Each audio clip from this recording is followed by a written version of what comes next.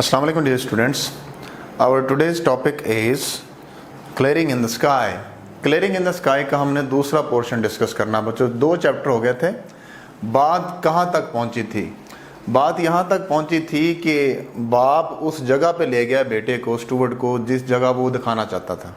वहाँ एक बाड़ लगी हुई है, तो अब्बा जी कहते हैं वाई, बेटा पूछता है कि Y did you fence it and fence it against what? अब्बा जी आपने ये बाड़ क्यों लगाई और बाड़ किसके लिए लगाई? तो वो क्या कहता है आगे से, but why did you ever climb to this mountain top and do this? अब्बा जी आप इस पहाड़ की चोटी पे क्यों चढ़े और ये सब कुछ क्यों किया? आई आस्क्ड हिम, मैंने उनसे पूछा, look at the fertile land we have in the valley. फिर एक्सक्लेमेटरी मार्क, नीचे गहरी वादी में जरखेज जमीन को तो देखें। Fertile land, fertile rich, fertile. अब्बा जी ये कह के हंसना शुरू किया। He laughed as he reached down and picked a double handful of a leaf wrought loam. This is the land, son. जरखेज, मेरे बाप ने कहा जैसे वो नीचे झुके और अपने दोनों हाथों से मट्टी को, गली सड़ी पत्तों वाली मट्टी, लीफ रॉट लूम, गली सड़ी पत्तों वाली मट्टी को अपने दोनों हाथों से उठाया। फर्टाइल ऐसे कहा। जरखेज इसको कहते हैं this is the land son, बेटा जमीन तो ये है। This is the land son, this is it, ये है वो जमीन। I have tried all kind of lands, मैंने हर तरह की जमीन आजमाई हुई है। Then he smelled the dirt, फिर उन्होंने मट्टी को सूंघा। He weaved and weaved the smell into the wild dirt into his nostrils. उन्होंने मट्टी को इतना जोर से सूंघा कि उनके नथनों तक उसकी खुशबू चली जाए। Then he smelled the dirt, फिर उन्होंने मट्टी को सूंघा। And whiffed, और सूंघा। whiff और smell दोनों सिनोनिम है। sniff इसका सिनोनिम है, SNIFF, sniff। smell of this wild dirt, उन्होंने जंगली मट्टी को सूंघा in his nostrils, अपने नथनों तक। just like the fresh air, बिल्कुल ताज़ा हवा की तरह। He said, उन्होंने कहा, as he let the dirt run between his fingers, उन्होंने जैसे ही मट्टी को अपनी उंगलियों से गुजरने दिया। क्या कहते हैं? This is like a fresh air, उन्होंने जैसे ही मट्टी को अपनी उंगलियों से नीचे गुजरने दिया और कहा यह बिल्कुल ताज़ा हवा के झोंके की तरह है। It's pleasant to touch too, इसको हाथ लगाना बड़ा खुशगवार एहसास है। He added, उन्होंने मजीद कहा, But Dad, I said, मैंने पूछा, अब्बा जी, I know what you want to say, मुझे पता, what do you think, मुझे पता तुम क्या सोच रहे हो। I know what you think, he interrupted, मेरे बाप ने मेरी बात को काटा, मुझे पता तुम क्या कहते हो। Your mother thinks the same thing, तुम्हारी माँ भी यही सोचती थी। She wonders, वो हैरान होती थी, wonders नहीं लिखा, she wonders why I raised tomatoes, मैंने ये टमाटो क्यों उगाए।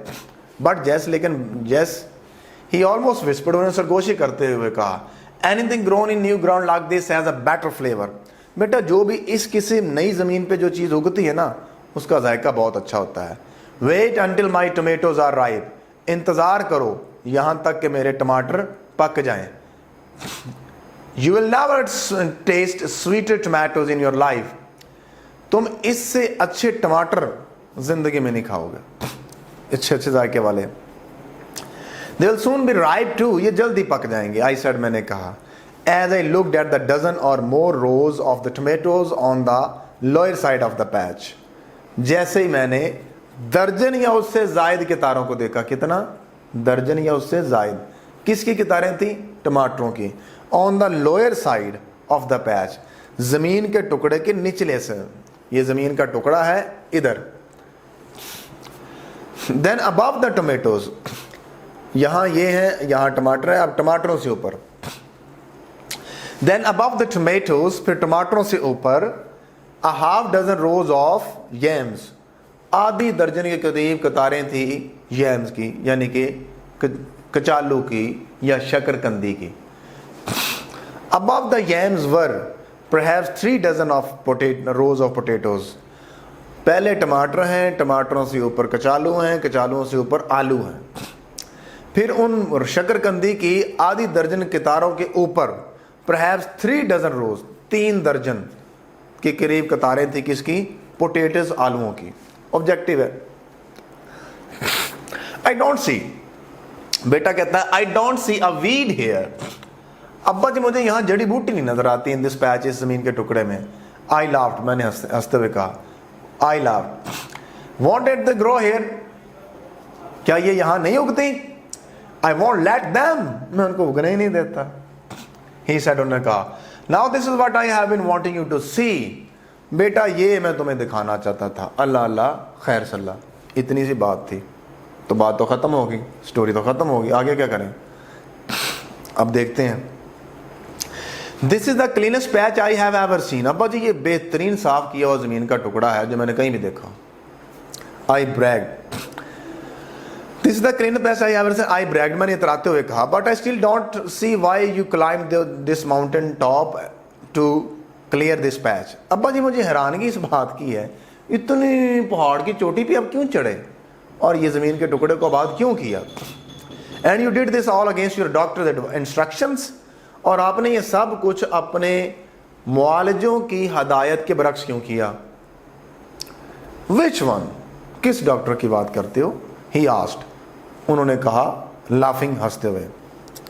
देन ही सैट डाउन, ये इंपॉर्टेंट पैराग्राफ है, सारा चैप्टर इंपॉर्टेंट है लेकिन ये ज्यादा इंपॉर्टेंट पैराग्राफ है। देन ही सैट डाउन, फिर मेरा बाप बैठ गया, on a big oak stump, एक शाहबलूत के दरख्त पर। ओक, शाहबलूत लिखेंगे, बे लाम वाओ तोए, शाहबलूत। फिर मेरा बाप एक शाहबलूत के बड़े ठीठ पर बैठ गया। ठीठ या मूंढ, मीम वाओ नून डाल है की बनी ढे, मूंढ। अब ये मैंने जो मूंढ से उन्होंने बताया ये स्टंप का है, स्टंप का सिनोनिम लिखे रिमेनिंग। मेरा बाप शाहबलूत के बड़े दरख्त के मूंढ पर बैठ गया। Then he sat down on a big oak stump, मेरा बाप बड़े शाहबलूत के ठीठ पर बैठ गए। एंड आई सैट, और मैं बैठ गया, on a small bag glum tree near him, और मैं उनके पास रबड़ के दरख्त के बड़े मूंढ के पास बैठ गया। मैं उनके पास रबड़ के दरख्त के मूंढ के ऊपर बैठ गया। मूंढ कहते हैं जहाँ दरख्त काटा जाता है ना, उसका जो बाकी बच जाता है, इसे उसे मूंढ कहते हैं, remaining part. This was the only place on the mountain where the sun and could shine to the ground. जिस जमीन के टुकड़े पर हम बैठे थे, ये वाहिद जगह थी जहां सूरज की रोशनी जमीन तक जाती थी जी। And on the lower side of the clearing, और साफ किए हुए जमीन के टुकड़े की निचली जानब, there was a rim of shadow, साए का एक दायरा था, over the rows of dark stalwart plants, घने नौखेज पौधों का। दोबारा सुन लें। And on the lower side, और निचली जानिब, ऑफ द क्लियरिंग, साफ किए जमीन के टुकड़े के, there was a rim of shadow, साए का एक दायरा था, ओवर द रोज, कितारों पर, of dark stalwart plants. Dark का मतलब घने हैं, घने। स्टालवर्ड कहते हैं स्ट्रॉन्ग, पावरफुल। प्लांट्स पौधों का, लोडेड विद ग्रीन टोमेटोज, जो हरे टमाटरों से लदे हुए थे। निचली जानब साफ किए हुए जमीन के टुकड़े के टमाटरों के ऊपर एक साया था, ठीक है। And on the lower side of the clearing there was a rim of shadow over the rows of dark. नीचे टमाटरों, घने टमाटरों की कितारों के ऊपर, नीचे साफ किए हुए जमीन के टुकड़े पर घने टमाटरों की कितारों पर एक साया था। किसका? किसी चीज का भी। And on the lower side of the clearing there was a rim of shadow, साया निचले साफ किए हुए जमीन के टुकड़े पर टमाटरों की कितारों के ऊपर, घने टमाटरों की कितारों के ऊपर, जो कि घने टमाटरों की कितारों के ऊपर जो कि टमाटरों से, हरे टमाटरों से लदे हुए थे, उनके ऊपर एक साए का दायरा था। दोबारा सुन ले, थोड़ा सा मुश्किल है, इंपॉर्टेंट भी है। साफ किए हुए जमीन के टुकड़े के निचली जानब घने टमाटरों के पौधे जो लदे हुए थे, घने टमाटरों के पौधे जो कि हरे टमाटरों से लदे हुए थे, उनके ऊपर साए का एक दायरा था। What is the reason for your planting this patch up here? अब्बा जी आपने ये जमीन का टुकड़ा यहां आबाद क्यों किया? What is the reason? क्या वजह है? अब्बा जी से पूछता है बेटा, तो बेटा जी आई आसमा ने पूछा, अब जवाब देते हैं।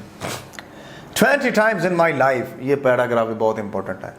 20 दफ़ा मेरी ज़िंदगी में ही सेड उन्होंने कहा, और doctor has told me to go home, एक डॉक्टर मुझे कहा कि घर चला जाऊँ, and be with my family, और अपने ख़ानदान के साथ रहूँ, as long as I could, जितनी देर मैं रह सकता हूँ। 20